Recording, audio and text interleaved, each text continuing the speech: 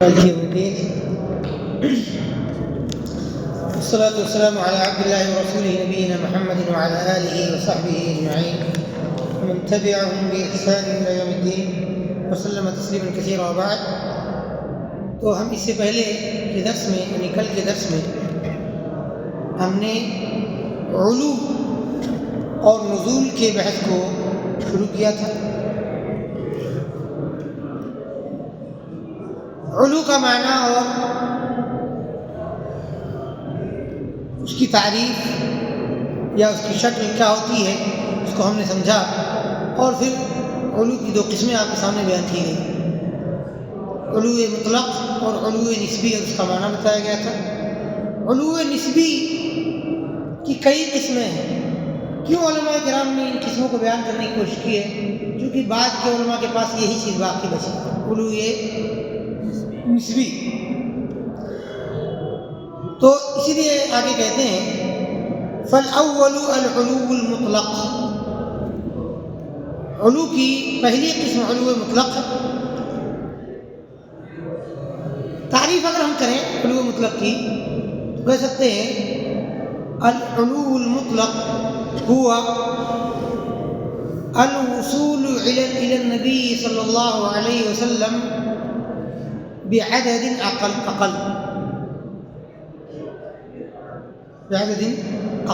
من الرواة. ہر بات راویوں کی بات ہے. نبی کریم صلی اللہ علیہ وسلم تک پہنچنا کم عدد راویوں کے کم عدد کے ذریعے.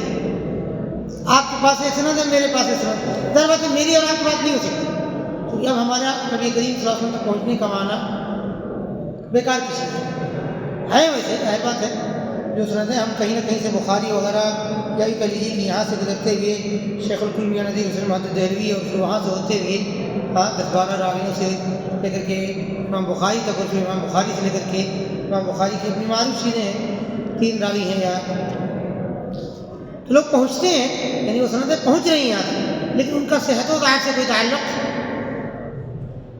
نہیں. تو گویا کہ علو مطلق کا تعلق ان لوگوں تک تھا جن کے پاس ڈائریکٹ نبی کریم صلی اللہ علیہ وسلم تک سندیں تھیں. اب ہمارے پاس یا یوں کہہ لیجیے کہ زمن روایت میں وہ لوگ تھے یا اس کے قریب کے زمانے میں تھے، 5ویں صدی، 6ویں صدی. اس کے بعد لوگوں کے پاس علو مطلق کا کوئی خاص معنی نہیں بچا. اسی لیے علو نسبی زیادہ پائی گئی بعد کے لوگوں کے یہاں. دوسری قسم جو علو کی ہے العلو النسبی، یعنی نبی کریم صلی اللہ علیہ وسلم کو چھوڑ کر کے، نبی کریم صلی اللہ علیہ وسلم سے علو کا تعلق نہ جوڑتے ہوئے کسی حدیث کے مصنف صاحب کتاب تک علو کو طلب کرنا. اگر ہم تعریف کرنا چاہیں کیا کہیں گے؟ هو الوصول الى احد مصنفی الحدیث، الى احد المصنفین فی الحدیث بعدد اقل. اب اس کی 4 قسم علماء کرام عام طور سے کرتے ہیں. وفیہ، امام ابن حجر کہتے ہیں والثانی النسبی وفیہ الموافقۃ، یعنی وفی العلو النسبی.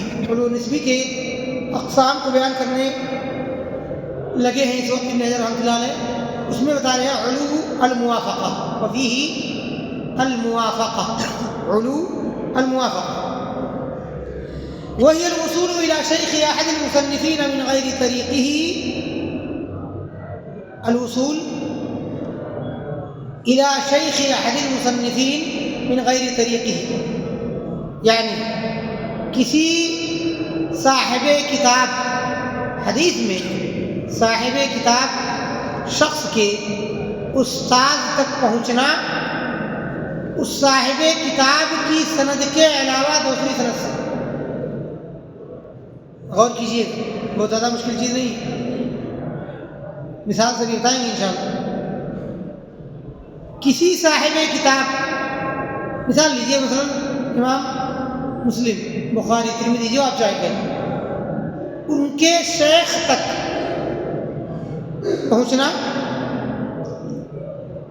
ان کے علاوہ کسی اور سند سے۔ اب آتے ہیں مثال پر، آپ کے پاس امام مسلم رحمۃ اللہ علیہ، امام مسلم رحمۃ اللہ علیہ کے شیخ تک آپ پہنچ رہے ہیں کسی سند سے۔ یہاں پوری بات نہیں ہے حقیقت میں، کیونکہ وہ علو کی بات کر رہے ہیں نا، لہٰذا اس میں بڑھایا نہیں، انشاءاللہ بتائیں گے صحیح انداز میں۔ تو ایک امام مسلم کے شیخ تک پہنچنے کے لیے آپ کے پاس ایک سند ہے جو مسلم کے رحمۃ اللہ علیہ کے واسطے سے نہیں گزرتی۔ اب واضح ہے، امام مسلم رحمۃ اللہ علیہ کے شیخ تک آپ پہنچ رہے ہیں، اس کے استاد، ان کے استاد تک، لیکن اس سند میں، ایک سند میں آپ کے پاس امام مسلم کا ذکر نہیں، اور ایک میں امام مسلم موجود ہے۔ امام مسلم کے راستے سے پہنچ رہے ہیں تو مسلم کے استاد تک پہنچنے میں زیادہ راوی ہیں، اور امام مسلم کو چھوڑ جب اس سند سے جا رہے ہیں جس میں امام مسلم موجود نہیں ہے تو کم راویوں سے پہنچتے ہیں۔ هذا هو علو الموافقہ۔ کیوں؟ اب نام سے کوئی میننگ نکالنے کی کوشش کرتے ہیں جسے آپ کو بدلے موافقہ یاد رہے۔ اب بات سمجھ میں آ گئی؟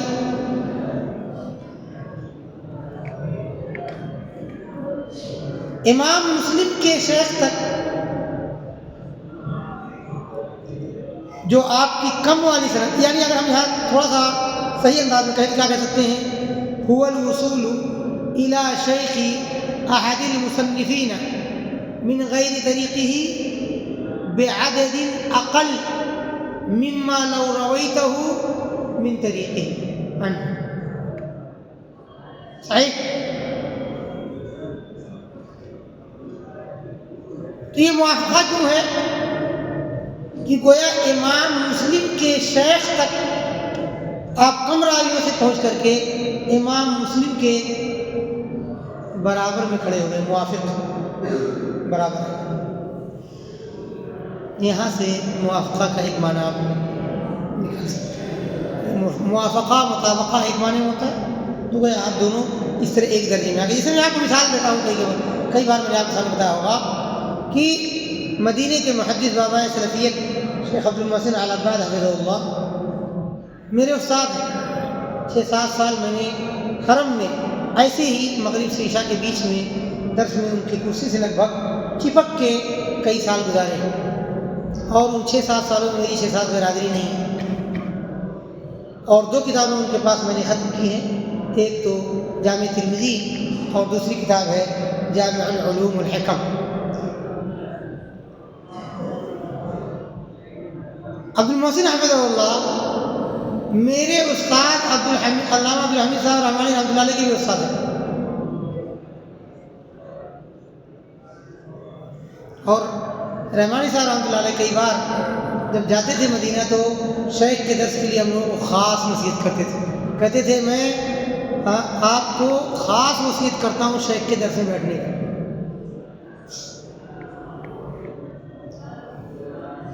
اب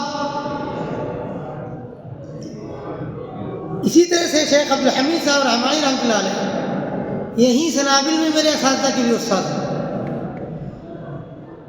یعنی مثلا میرے خیال میں وسیمین شیخین وسیمین کے بھی وہ استاد ہیں، اور شیخین میرے استاد ہیں، یعنی وسیمین دونوں، وسیم مدنی اور ریاضی میرے استاد ہیں۔ اب یہاں سے گویا عبدالحمید صاحب رحمانی میرے ڈائریکٹ استاد ہیں، ان سے ہم نے تہذیب الراوی پڑھا ہے، اور ہمارے اساتذہ کے بھی استاد، ٹھیک ہے۔ اور پھر شیخ عبدالحمید صاحب رحمانی رحمۃ اللہ علیہ میرے درجے میں اس جگہ میں یا ان کے درجے تک پہنچ جاتا ہوں، علامہ اور شیخ المدینہ بابا سلفی شیخ عبد المحسن حفظہ اللہ کی شاگردی کو اگر دیکھا جائے ہمارے ساتھ رحمۃ اللہ دنیا جا چکے ہیں، مگر عبد المحسن حفظ اللہ بھی باقی. میرا خیال ہے کہ ان کی عمر اب 100 کے قریب ہونے والی ہوگی. میرا خیال ہے شاید اللہ عالم کئی کرا سے مسئلہ کر رہے ہیں. جی مقصود یہ ہے کہ گویا کہ اس علوم میں ایک بعد کا شخص امام مسلم کے شیخ تک کم راویوں میں پہنچ جا رہا ہے امام مسلم کی سند کے مقابلے میں، تو گویا وہ امام مسلم کے درجے میں جا کے کھڑا ہو گیا، اس لیے اس کو مثلا موافقہ کہتے ہیں. وفیہ البدل، اور اسی وفیہ کے اندر کہاں لوٹ رہی ہے النسبی. وفی العلو النسبی البدل وهو الوصول الى شیخ شیخی كذلك. نفس التعریف السابق، پرانی تعریف کو آپ یعنی کیا کہہ لیں، کچھ نہیں کرنا ہے. البدل علو البدل، پہلے کہا تھا ہیا اس لیے کہ موافقہ ہے، آپ یہاں کہیں گے ہوا. هو الوصول الى شیخ احد المصنفین من غیر طریقه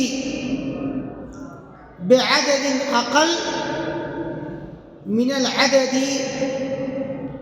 او من عدده اذا روى عن مسلم عنه عن شیخه. یعنی جب پہلے میں موافقہ میں کسی مؤلف کسی صاحب کتاب کے شیخ تک پہنچنا تھا کم سند کے ذریعے، اب کی بار اس کے شیخ تک پہنچنا ہے کم سند کے ذریعے. دونوں میں ایک میں مسلم ہے ایک میں نہیں ہے. جس میں امام مسلم ہے اس میں سند کی تعداد زیادہ ہے راویوں کی، اور جس میں نہیں ہے اس میں کم ہے. کلام واضح؟ یعنی بدل میں امام مسلم کے استاد تک نہیں پہنچا. امام مسلم کے استاد کہاں دکھ رہے نہیں، امام مسلم کے اساتذہ کے استاد میں سے جو ہے ان تک پہنچ رہا ہے، اور ان تک پہنچنے میں امام مسلم کا ذکر امام مسلم کی سند نہیں ہے، تو اسے کہتے ہیں البدل. کچھ زیادہ نہیں ہے سمجھنے کے لیے، اور ان چیزوں کا کچھ بہت زیادہ فائدہ بھی اب شاید نہیں. اب اس وقت کی سند لیں اور کہیں مثلاً یا آپ بعد میں لوگ کہیں کہ دیکھتے ہیں شیخ خلیل صاحب کی سند زیادہ میں بدل پایا جاتا ہے، مالا ہی مانا، یا فلاں شیخ تسخیر صاحب کے مثلاً کافی بھائی فائدہ لا یوجد فائدہ. تو سمجھنے کے لیے وفیہ المساوات، یعنی من اقسام العلو النسبی علو المساوات. کیا ہے ما هو المساوات؟ علو النسبی کے اقسام میں سے ایک قسم علو المساوات ہے، وہی استواء عدد الاسناد من الراوی الى آخره مع اسناد احد المصنفین. امام بخاری تک مثلا امام بخاری تک کوئی شخص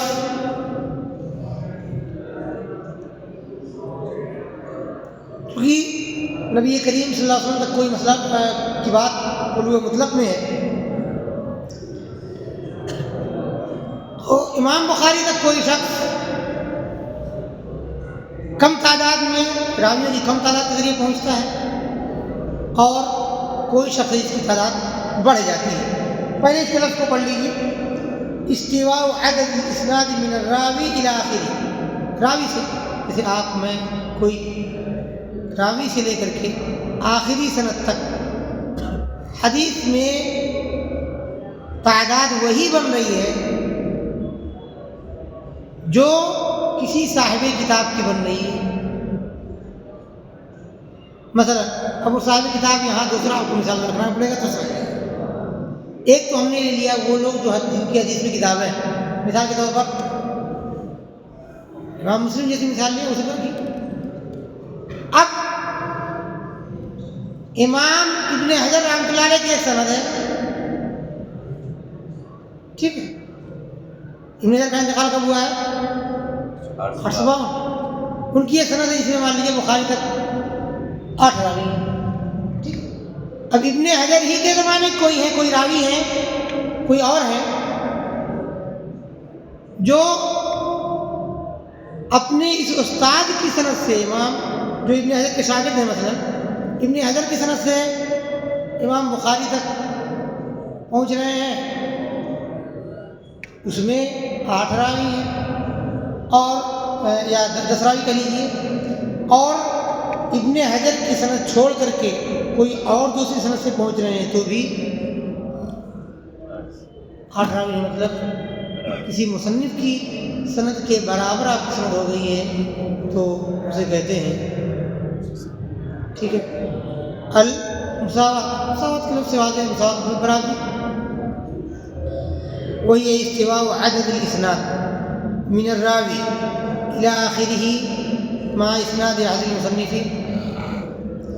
اور یا تو اس کی یہ شکل کہہ سکتے ہیں آپ، لیکن وہ ہمارے لیے نہیں ہو پائے گی، مشکل کہ اس کو ہم نبی کریم صلی اللہ علیہ وسلم تک لے جائیں. لیکن پھر وہ بات یہاں سے ہوگی کہ علو نسبی کا تعلق نبی کریم صلی اللہ علیہ وسلم سے اصل میں نہیں، کسی مصنف تک ہی ہے. اور اسی کی تعریف کیا کیا تھا انہوں نے پہلے ابن حجر نے، او الی امام ذی صفت علیہ، ہے نا، یہ امام تک ہی پہنچنے کی بات. لہذا اس امام تک کی جب بات کریں گے آپ تو اس کے بعد کی کسی صاحب کتاب یا کسی مشہور محدث کے مقابلے میں جن سے حدیثیں مروی ہوں، جن کے پاس اسانید ہوں، انہی کے شاگردوں کی بات کرنی پڑے گی. یعنی مان لیجیے ابن حجر رحمۃ اللہ علیہ ہیں، مشہور مؤلف ہیں، ان کی سند مثلا بخاری تک پہنچنے میں اتنی ہے، انہی کے کچھ تلامذہ میں سے کچھ ایسے ہیں جن کے پاس بخاری کی سند سے پہنچتے ہیں تو بھی اتنے ہی راوی پڑھتے ہیں، اور بخاری کو چھوڑ کر کے کسی اور سند کا ابن حجر کے واسطے سے پہنچتے ہیں بخاری تک تو بھی اتنی تعداد پہنچتی ہے، اور ابن حجر کے علاوہ کسی اور راستے سے پہنچتے ہیں بخاری تک تو بھی اتنے ہی راوی رہتے ہیں. اسے آپ کہہ سکتے ہیں علو المساوات. اور یہ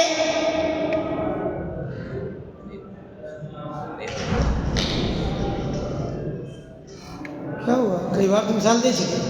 اسناد احد المصنفین سے، تو یہ مصنفین کون سے مصنفین ہیں؟ امام ابن حجر.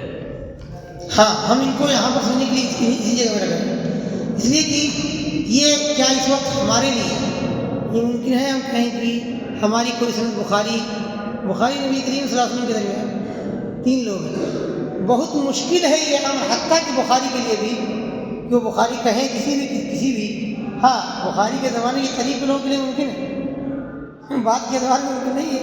اچھا، پھر دوسری بات یہ ہے کہ نبی کریم صلی اللہ علیہ وسلم تک پہنچیں گے تو پھر وہ علو مطلق میں آ جائے.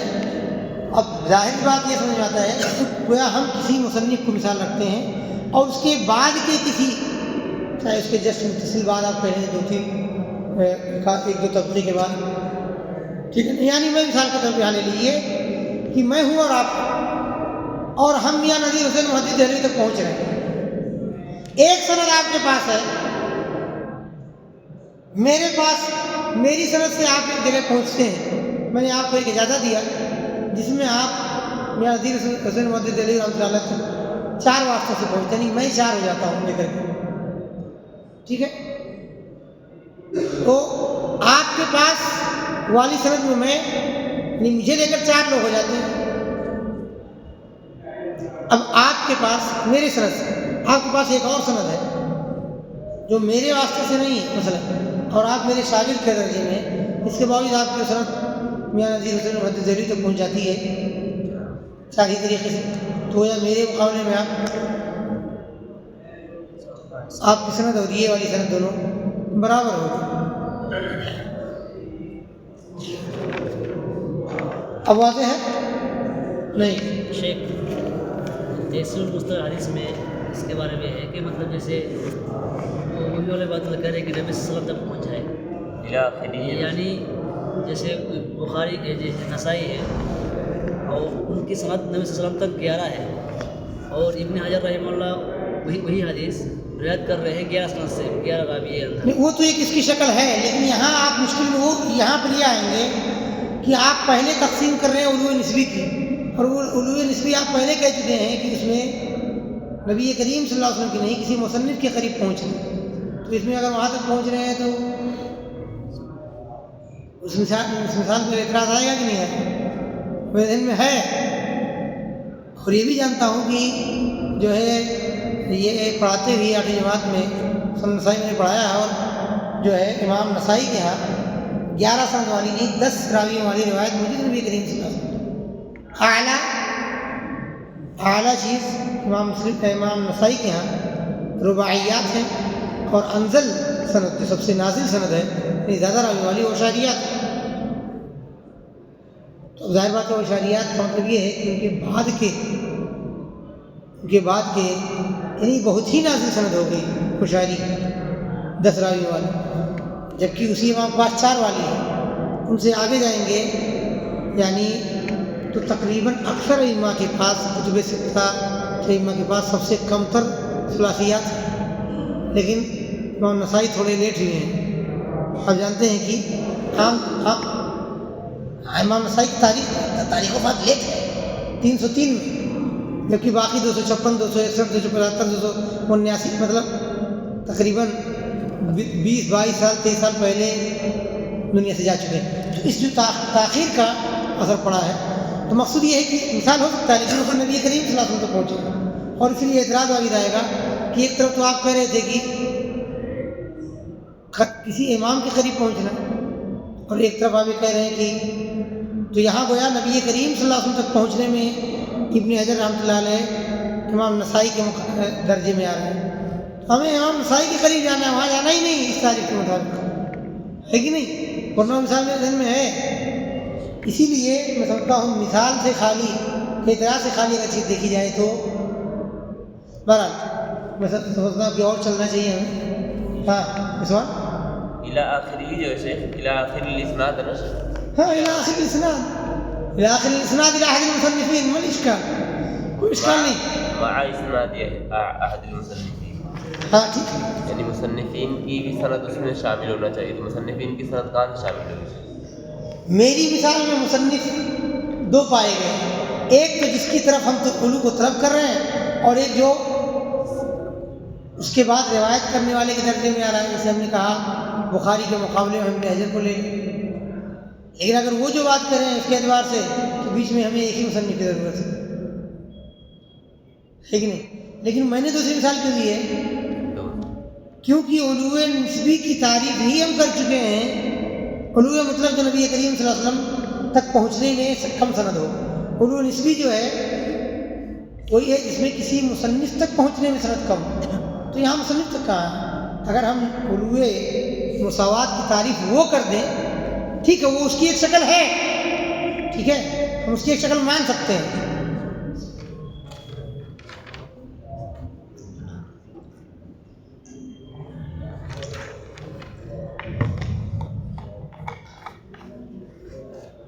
میں نے آپ کو یہ مثال یا یہ شرح اس اشکال تعریف میں اس اشکال سے بچنے کے لیے کی ہے، اور یہ چیز عملاً پائی بھی جا سکتی ہے. جی ہاں، تو الی آخرہ میں الی آخر الاسناد مع اسناد احد المصنفین، کسی مصنف یا مصنفین میں سے کسی ایک کی سند کے ساتھ برابر ہو جائے. لفظ واضح ہے، اس میں کوئی شک نہیں کہ وہ چیز جو مثال انہوں نے مثال دی ہے وہ میرے ذہن میں ہے، لیکن میں اصل میں نے جو مثال دی ہے وہ علو نسبی کی تعریف کی وجہ سے اس مثال سے بھاگتے ہیں. ورنہ ایسا ہے پایا گیا ہے، ٹھیک ہے، کیونکہ یہاں گویا کہ قرب آپ طلب ہی نہیں کر رہے ہیں امام نسائی کی. کہاں سے علو نسبی کی قسم میں آئے اللہ کہ آپ تعریف میں پھر جا کے تبدیلی کریں، صحیح نہ. تو یہ اس کی ایک شکل ہو سکتی ہے، اور اس کی بعد کے لوگوں کے اعتبار سے ایک شکل یہ ہو سکتی ہے. مثلاً بھائی عبید اللہ مبارک پوری رحمۃ اللہ علیہ، ٹھیک ہے نا، اب ان کے پاس ایک سند ہے بخاری تک پہنچنے کے لیے، اور ابن حجر کے پاس طحاوی رحمۃ اللہ 911 میں انتقال ہوا ہے. طحاوی کا انتقال کب ہوا ہے؟ سیوطی کا 911. تو طحاوی کا 321 طحاوی غلطی سے. تو مان لیجیے سیوطی رحمۃ اللہ علیہ کے پاس جتنی تعداد ہے اتنی اگر مبارک پوری کے یہاں ہو جائے بخاری تک پہنچنے کے لیے تو کیوں ہم اس کو بدلے مساوات نہیں کر علو مساوات نہیں کر سکتے؟ کیوں ایسا لگتا ہے علو مساوات وفیہ المصافحہ، اور اسی میں یعنی علو مصافحہ، اور سیم تعریف لا کے یہاں کر دیجیے وہ الاستواء. پہلے آپ الاستواء مع اسناد احد المصنفین، الان الاستواء مع اسناد تلمیذ احد المصنفین. پتہ واضح ہے؟ پہلی چیز کو جو تعریف ہے اس میں تلمیذ کا لفظ بڑھا لیجیے. پہلے میں آپ کی سند جو پہنچ رہی تھی، چلیے ہم ان کی مثال کو لیتے ہیں کہ ابن حجر کی ایک سند ہے جو نبی کریم صلی اللہ علیہ وسلم تک مثلا 11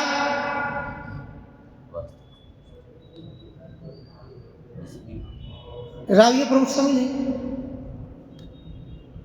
اور ان کے پاس ایک سند جو ہے امام نسائی کے راستے سے ہے.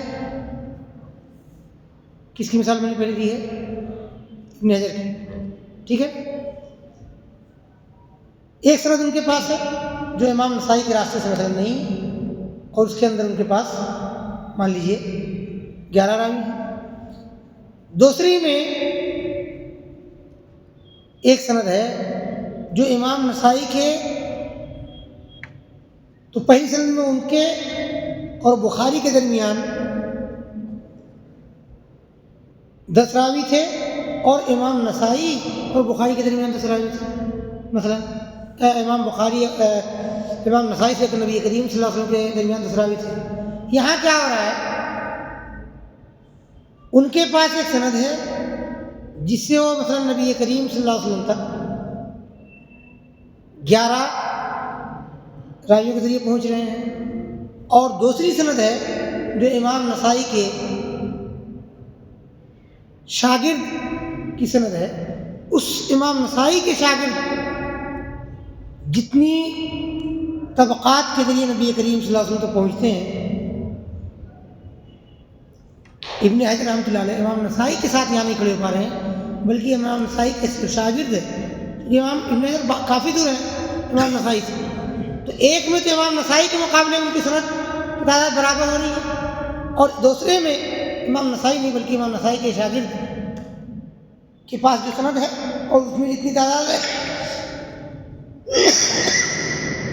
امام ابن حجر رحمۃ اللہ علیہ کی سند میں بھی اتنی ہی تعداد ہے جتنی امام نسائی کے شاگرد کی سند میں جو تعداد ہے. واضح ہے، میں بتا اس کی وضاحت کی ضرورت نہیں میرے خیال. اسی کو سیم جو ہے جو پہلی تعریف ہے اس کو آپ تلمیذ کا لفظ بڑھا لیں گے. وَيُقَابِلُ الْعُلُوَّ بِأَقْسَامِهِ النُّزُولُ. علو کے مقابلے میں نزول ہے. علو کی تعریف ہم نے کیا کی تھی؟ الوصول إلى النبي صلی اللہ علیہ وسلم بعدد اقل بالنسبة لسند آخر روي به نفس هذا الحديث. یعنی یہی حدیث ایک سند سے نبی کریم صلی اللہ علیہ وسلم تک کم راویوں کے ذریعے پہنچنا، اور اسی حدیث کی دوسری سند سے نبی کریم صلی اللہ علیہ وسلم تک پہنچنا زیادہ تعداد کے ذریعے. زیادہ تعداد والی نازل ہوئی، کم تعداد والی عالی ہوئی، تو اسی کو آپ الٹ دیں گے. اصول النبی صلی اللہ علیہ وسلم بعدد اکثر من الرواة بالنسبة لسند آخر روی به نفس الحدیث.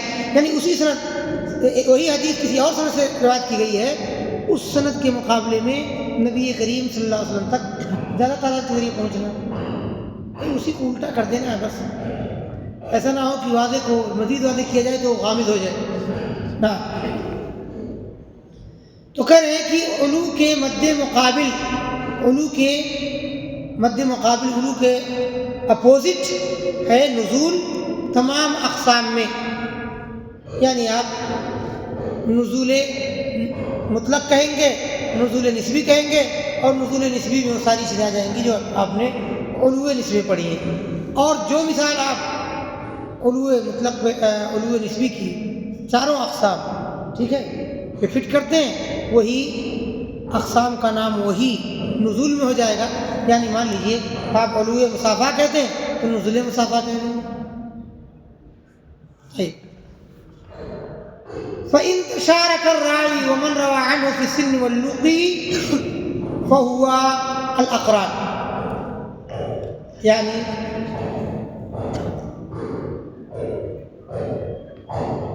اگر راوی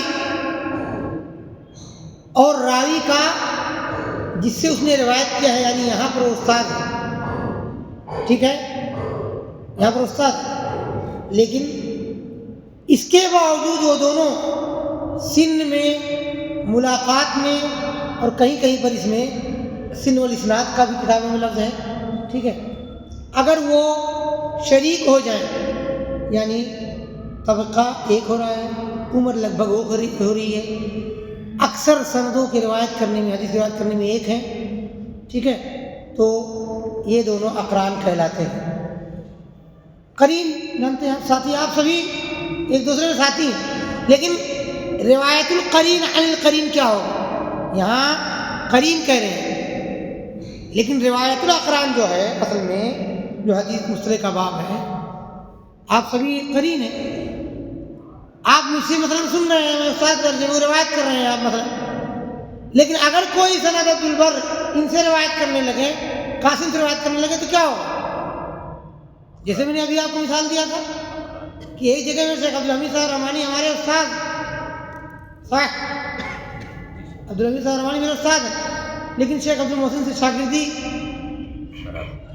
میں ہم اگر ہم کوئی سند عبدالمحسن صاحب حافظ اللہ سے روایت کر رہے ہوتے تو میں اس جگہ میں آ کے کھڑا ہو جاتا کہ نہیں کھڑا ہو جاتا تو مشارکہ ہو جاتا عمر میں یا اسناد میں لقاء میں ملاقات میں تو شیخ عبدالمحسن صاحب سے ملاقات میں شریک نہیں ہو گیا سمجھ آ رہی نہیں جی تو شریک کا لفظ کہہ لیں یا تقاربہ کا لفظ کہہ لیں یعنی فَإِن تَقَارَبَ الرَّاوِي وَمَنْ رَوَى عَنْهُ فِي السِّنِّ وَاللُّقِي یا فِي السِّنِّ وَالْإِسْنَادِ فَهُوَ الْأَقْرَانُ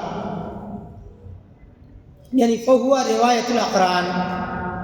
تو اب اسی صحیح تعریف کیا ہوئی پہلی بات اس طرح سے کر لیجیے من ہما القرینان قرین کون ہے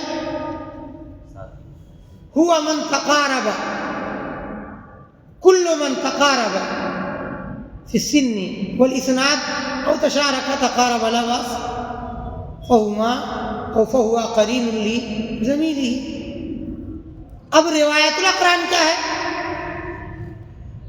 خلاص واضح ما ہے روایت القرین یعنی روایت الراوی ممن یشارکہ او یقاربہ فی السن صحیح. طيب یہ روایت الاقران پایا جاتا ہے حدیث میں خطرہ کیا ہے اس میں کیوں بتایا گیا اس میں یہ مسئلے کا ایک علم ہے مستقل علم کے طور پر اسے پیش کیا مستقل علم کا مطلب کوئی ایک مبحث چونکہ یہاں پہ دیکھیں گے اب اگر کوئی سند میرے سامنے کوئی بات میں معاویہ آپ نے بیان کرے اور وہ کہیں ایک سند ایک بات جس کو عبدالبر بن عبدالحی یروی عن محمد قاسم بن انعام اللہ تو میں کہوں گا نہیں معاویہ کو غلطی ہو رہی ہے یہ دونوں تو ایک زمانے کے کیسے روایت کریں اصل روایت میں کیا سمجھاتا ہے کہ ایک اس سے بڑے طبقے تو میں نے کہا نہیں مجھے روایت میں شک لگ رہا معاویہ سے ملاقات ہی نہیں ہو رہی ملاقات ہی مجھے پوچھا کہ نہیں تو خبر لگ رہا نہیں کیوں آپ غلط میں جانتا ہوں اس روایت کو مشافاتاً میں نے اس واقعے کو اس چیز کو اپنے آنکھوں دیکھا ہے فلاں روایت کیا ہے مجھ سے اور آپ کو جو اشکال ہوا مجھے بھی اشکال ہوا تھا آپ کو جو اشکال ہو رہا ہے کہ یہ دونوں کیسے روایت کریں گے مجھے بھی اشکال ہوا تھا تو میں نے پوچھا عبدالبر صاحب سے پوچھا تھا مجھے بھی شبہ ہوا تو انہوں نے کہا نہیں ہم دونوں قرین تو ہیں کلاس فیلو تو ہیں لیکن اس بات میں میرے استاد وہی ہیں چونکہ میں نے وہی اس واقعے میں حاضر نہیں تھا انتہا. تو اس میں خطرہ کیا ہو جائے گا کہ آپ سمجھیں گے کہ راوی کوئی غلطی کر رہا ہے، جبکہ ایسا نہیں.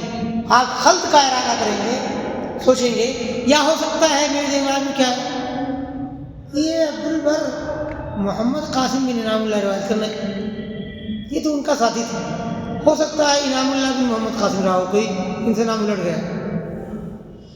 تو جو خطرات روایت میں پیدا ہو رہے ہیں، شک شکوک شبہات آ رہے ہیں، اس علم کو جاننے کے بعد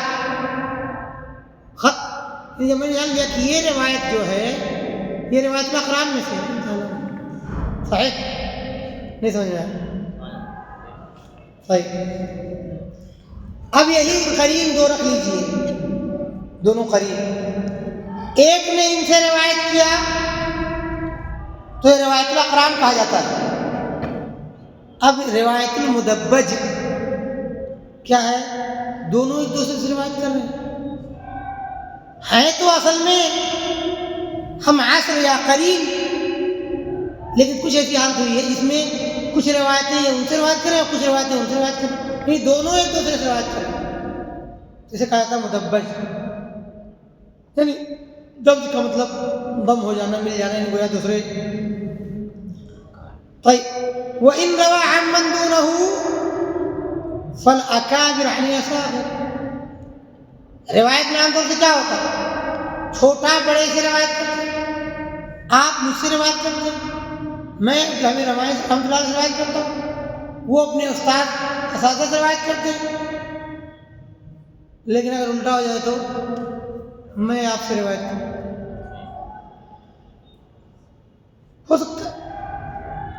ابھی آپ مدینہ جائیں، شیخ عبد المحسن صاحب حفظہ اللہ سے ملاقات کریں، زندہ رہیں، اور ان سے کوئی بات، کوئی واقعہ بتائیں. اس وقت سعودی کے بدلتے حالات تناظر میں کوئی بات کہی، کوئی واقعہ ہو کچھ، اور آپ نے آ کے بیان کیا. جب آپ یہاں آ کے پڑھانے لگے تب اس وقت میں بوڑھا ہو چکا تھا. ہاں ہو گیا قابل انصاف. اس سے بہتر کیا سمجھائیں گے آپ؟ بہت واضح چیز ہے. تو بڑا چھوٹے سے روایت کرے، باپ بیٹے سے روایت کرے، ایسا بھی ہے. تو جیسی باپ بیٹے سے روایت کرے گا تو سننے والے کو لگے گا کہ نہیں شاید کوئی گڑبڑ ہو. لیکن جب وہ جان جائے گا کہ نہیں روایت پہلی تو ایک روایت اصاغر عن الاکابر ایک چیز ہے، روایت الاکابر عن الاصاغر ایک چیز تو پہلے سے، جب یہ جان جائے گا یہ روایت کسی باپ سے ہے، انتہا. اسی لیے آپ کو کچھ کرنے کی ضرورت نہیں، ان سارے فنون میں کتابیں موجود ہیں. روایت الاصاغر اکابر عن الاصاغر موجود، یعنی بڑوں نے اپنے چھوٹوں سے روایت کی.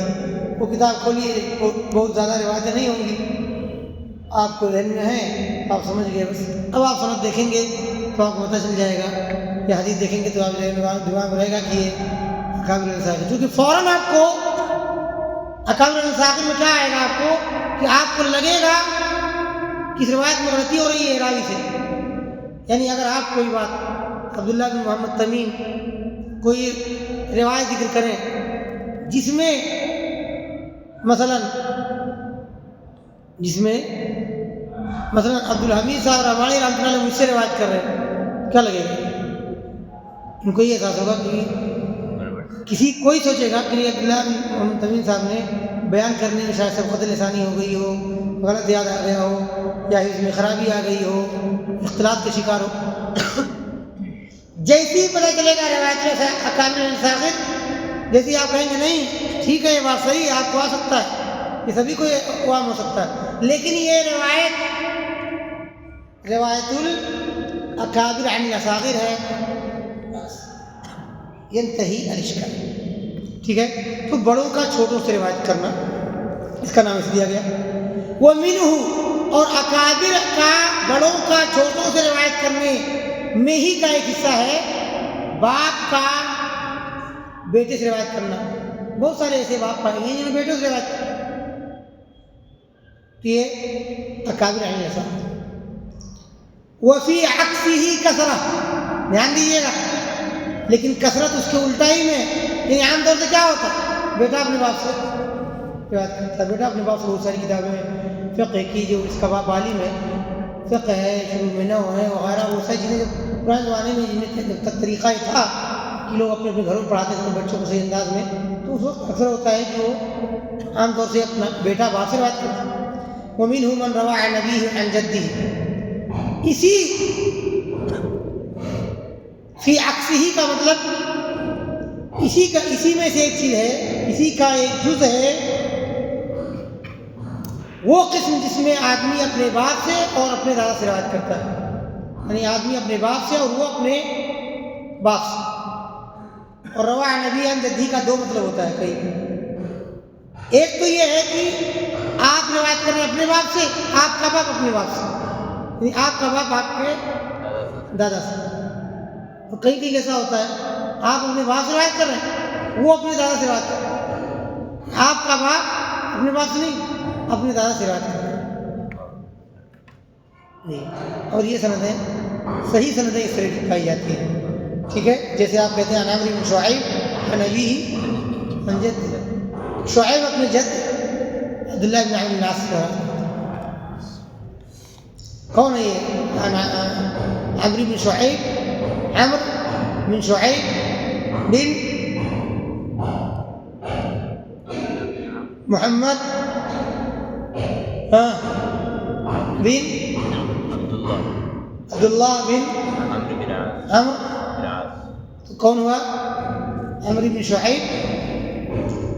عمرو بن شعیب اپنے باپ شعیب سے روایت کرتے ہیں، اور شعیب اپنے باپ محمد کو چھوڑ کر کے عبداللہ بن عمرو سے۔ وَإِنِ اشْتَرَكَ اثْنَانِ عَنْ شَيْخٍ وَتَقَدَّمَ مَوْتُ أَحَدِهِمَا فَهُوَ سَائِقٌ لَاحِقٌ، اگر دو لوگ ایک استاد سے روایت کرنے میں شریک ہیں اور دونوں میں سے ایک کی موت ایک سے کافی پہلے ہوئی ہے، تقدم موت احدہما، ان میں سے ایک، یا آپ الٹا کر لیجیے، تاخر موت احدہما، بھئی ایک کا موت آگے ہے تو ایک کا موت متقدم، ایک کا پیچھے ہو۔ مثال اس سے بہتر کوئی ہو ہی نہیں سکتی، جو میں آپ کو شیخ عبد المحسن کی شاگردی میں شیخ عبدالحمید صاحب رحمانی رحمۃ اللہ علیہ اور میں، ہے کہ نہیں، کہ زمانے میں لوگ آپ کہیں گے نہیں ایسا نہیں ہو سکتا، یہ کیسے ہو سکتا، کیسے دونوں کے شاگرد ہو سکتے؟ حالانکہ ہو سکتا ہے، ابھی بھی جو طلبا جا رہے ہیں اگر اس شیخ کے پاس ملے 2-4 دن جائیں بیٹھے ان کے گھر پہ کچھ باتیں لیں تو آپ ان کے بھی شاگرد ہو گئے، عجیب سا 5 طبقات اکٹھے ہو جائیں گے جی، ممکن ہے کوئی اور سلام وہ سابق اللاحق، اس کا نام سابق اللاحق کہا جاتا ہے۔ یہاں کیا خطرہ ہوتا ہے؟ یہاں بھی دیکھنے میں خطرہ کیا ہے؟ ایک کا انتقال 2060 میں ہو رہا ہے اور ایک کا انتقال 2000 میں ہو رہا ہے، اور دونوں شاگرد مطلب دو ایک ہی درجے میں، یعنی فلاں سے روایت کرنے میں کچھ گڑبڑ۔ هذا الذي يسمى صادق وإن روى عن اثنين متفقي الاسم، اگر کوئی شخص کوئی راوی 2 لوگوں سے روایت کرے جن کا جو نام میں متفق ہو، ولم يتميز، تمیز نہیں ہو پا رہی ہے، جیسے آپ کے یہاں ترمذی میں نہیں، ترمذی والے کہاں ہیں؟ کوئی ہے؟ نہیں ہے کوئی، اچھا ہے، سفیان بہت آتے ہیں، کون ہے؟ عام طور سے ثوری۔ اب کسی جگہ ہم گئے، ثوری کون ہے؟ مبارک پوری نے لکھا ہے، ثوری نے کہا نہیں میں نہیں معلوم، میں خود دیکھنا چاہتا ہوں، اگر انہوں نے لکھا ہے تو بات ختم، چلیے نہیں لکھا ہے، مبارک پوری رحمۃ اللہ علیہ خاموش ہو کے چلے۔ آپ کے دل میں شبہ آیا کیوں نہیں لکھا انہوں نے؟ عام طور سے سفیان ثوری رہتے ہیں، چلو میں دیکھتا ہوں، سفیان ثوری کے سارے اساتذہ کھنگال ڈالے، سارے وہی ہیں جو، اچھا پھر سفیان بن عیینہ کے کھنگال ڈالے، دیکھا سفیان ثوری کا جو استاد یہاں سند میں ہے وہ دونوں کا استاد ہے، چلو استاد نہیں ملا، شاگرد میں تو ملے گا ہی ملے گا، شاگرد میں گئے، دونوں کے شاگردوں کی پوری جتنی طاقت ہو سکتی تھی آپ کی ساری لسٹ بنا لی، سفیان ثوری کے بھی اور سفیان بن عیینہ کے بھی، تو یہاں سند میں جو ان کا شاگرد ہے سفیان کا، سند میں تو مذکور ہوگا نا نام، وہ دیکھ رہے ہیں آپ، تو وہ بھی سفیان ثوری کا بھی اس سے بھی شاگردی ہے اس کی، اور سفیان بن عیینہ سے بھی۔ اب بتا کیا کہیں گے آپ؟ ولم یتمیزا، اب تمیز کرنے کا کوئی مطلب نہیں، کیا کہیں گے آپ؟ فباختصاصه بأحدهما يتبين المهمل، تو اگر ایسے میں یہ جو راوی جو دو متفق ناموں سے روایت کر رہا ہے، نام ایک ہی ہے، تمیز نہیں کر پا رہے، تو اگر اس کا کسی ایک سے زیادہ تعلق،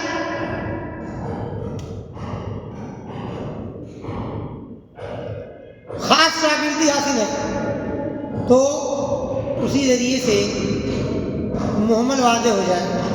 ویسے ہم نے کہا نہیں معلوم ہو سکتا سفیان ثوری کی مثال میں، لیکن اگر آپ اس وقت، ٹھیک ہے، ایک ربیع بن ہادی نام کے دو لوگ ہیں، اب آپ نے پایا کہ ہمارے استاد خلیل الرحمان صاحب نے بہت ساری باتیں ہمیں ربیع بن ہادی کے بارے میں بتائیں، اور ہم جانتے ہیں ربیع بن ہادی مدخلی کی بہت ساری باتیں کرتے ہیں، مدینے میں ربیع بن ہادی مدخلی تھا۔ اب ایک ربیع بن ہادی المدخلی، ایک ربیع بن ہادی مدخلی میں، ربیع بن ہادی ایک جگہ ہمارے استاد خلیل الرحمان نے ربیع بن ہادی کا خالی نام استعمال کیا، کوئی اور ہو سکتا ہے؟ ہو سکتا ہے، ان کے ایک استاد ہیں اور نارمل اساتذہ میں ہندوستان میں جن کا نام ربیع بن ہادی ہے۔ کیسے جان پائیں گے کون استاد ربیع بن ہادی کون؟ باختصاص ہی بیاہدی، کسی کیسے اس کا مختص ہونے کے ناطے سے اس محمل کو جان لیا جائے گا کہ یہ ربیع فلانا ہے، ٹھیک۔ اور اگر کوئی سفیان ثوری جیسی بات کی میں نے، اگر نہیں کوشش کر پا رہے ہیں تو نہیں، بند کیا جائے۔ بہت ٹائم ہو گیا، ایک لائن اور، وَإِن جَحَدَ، کیونکہ اس کے بعد ہمارے پاس دوسرے جو شروع ہوں گے، وَإِن جَحَدَ مَرْوِيَّهُ جَزْمًا رُدَّ، اگر کوئی شخص اپنی روایت کردہ روایت کا انکار کرے، ہاں شباب آپ کوئی روایت مجھ سے نقل کر رہے ہیں، شیخ آپ نے ایسا کہا تھا، میں نے کہا نہیں، میں نے ایسا نہیں کہا، میں نے شیخ کہا نہیں، کنفرم میں نے نہیں کہا، پھر اس روایت کو دوسرے لوگ رد کر دیں گے ہی نہیں مانا، کیونکہ جس سے آپ میری سند سے روایت کر رہے ہیں، میرے ہی طریقے سے، ہاں آپ میرے ہی سند سے روایت کر رہے ہیں اور میں ہی انکار کر دوں گا، میں نے آپ سے بات بیان نہیں،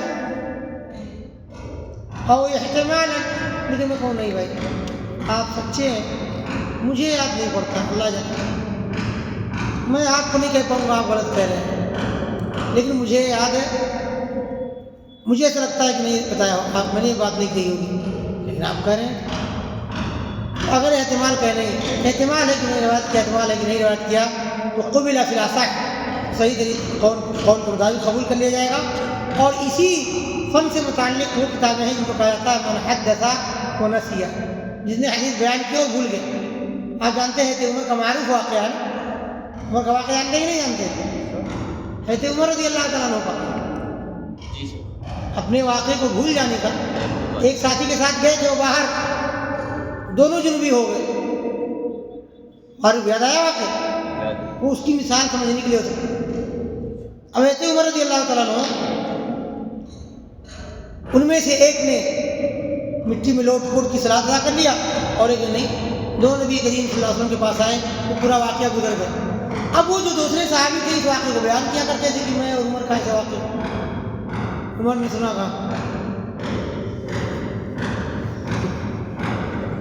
کہاں یہ واقعہ ہوا، آیا میری مومنین یاد کیجیے، میں اور آپ فلانی جگہ گئے تھے نبی کریم صلی اللہ علیہ وسلم، عمر کو یاد نہیں گیا، گئے تھے واقعہ ہوا مجھے نہیں، عمر کوئی واقعہ رضی اللہ تعالیٰ عنہ یاد ہی نہیں، تو مقصود یہ ہے کہ آپ نیت کیا کرے گا؟ آپ زبردستی تو نہیں مان لے گا، جھوٹ تھوڑی اپنے آپ کو جھوٹا کہے گا، کیسے کہے گی؟ تو ایسا بھی ہوا ہے لوگوں سے، تو اسی کو آتا ہے من حدث ونسی. اس بارے ان اکثر فنون میں خطیب بغدادی کی کتاب موجود ہے. نکتفی بہذا القدر، اس لیے کہ اس کے بعد مسلسل آ رہا ہے، مسلسل کے بارے میں تھوڑی سی تفصیل ہے. مسلسل کی کئی طریقے جو ہے کئی اقسام بنتی ہیں، تو انشاءاللہ نقف علی ھذا. سبحانک اللہم وبحمدک، اشہد ان لا الہ الا انت، استغفرک واتوب الیک.